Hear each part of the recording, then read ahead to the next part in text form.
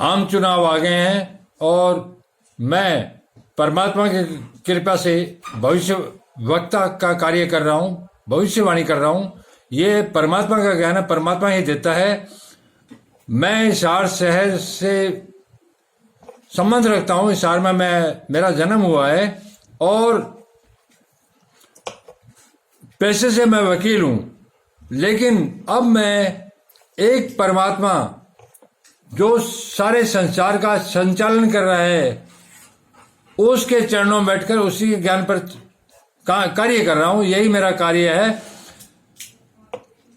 लोकसभा के इलेक्शन आ गए हैं। वर्तमान संदर्भ में परमात्मा क्या चाहता है इस पर मैं आपको बताऊंगा। तो इससे पहले मैं जो वैदिक मंत्र है उस पर मैं चर्चा करता हूं, उसके बाद आपको बताऊंगा कि इस चुनाव में परमात्मा क्या चाहता है।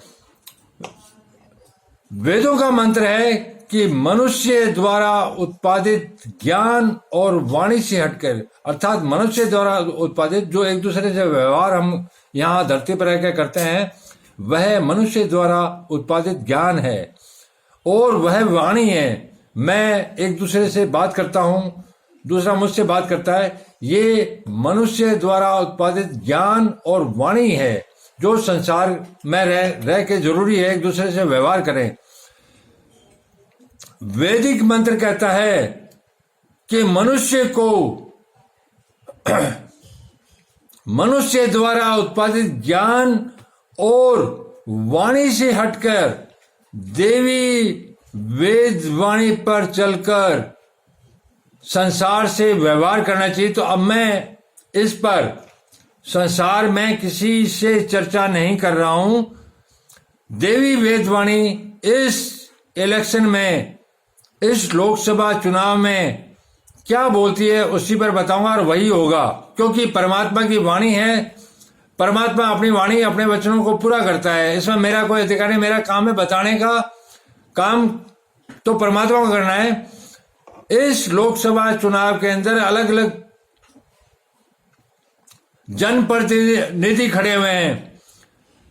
यहां से, हिसार से मैं किसी पार्टी का समर्थन नहीं करता। मेरा कोई पार्टी से मतलब नहीं है, मेरा कोई व्यक्तिगत राजनीतिक उद्देश्य नहीं है।